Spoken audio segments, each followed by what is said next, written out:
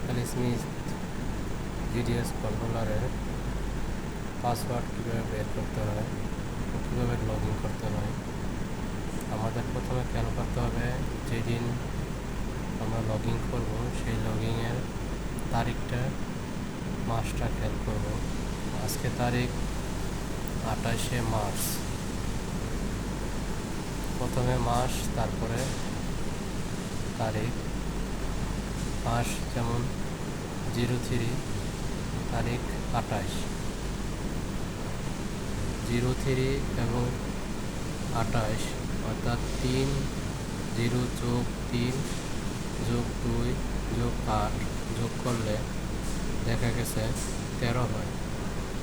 যদি এর মানটা 10-এর নিচে হয় তাইলে 10 থেকে বিয়োগ করে যে সংখ্যাটি হবে সে একটি সংখ্যা, ওই সংখ্যাটির সাথে বেড়ে পাসওয়ার্ড হবে। অথবা যদি 10-এর উপরে হয় তাহলে 20 থেকে বিয়োগ দিয়ে যে সংখ্যাটি পাওয়া যাবে সেই সংখ্যাটি অ্যাড করতে হবে।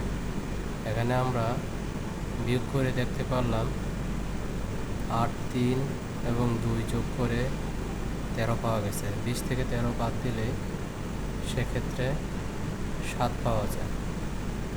সুতরাং আমাদের পাসওয়ার্ড হবে 03287।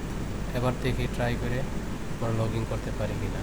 মেনু, এখানে সার্ভিসে পাসওয়ার্ড এন্টার করব 03287, এন্টার।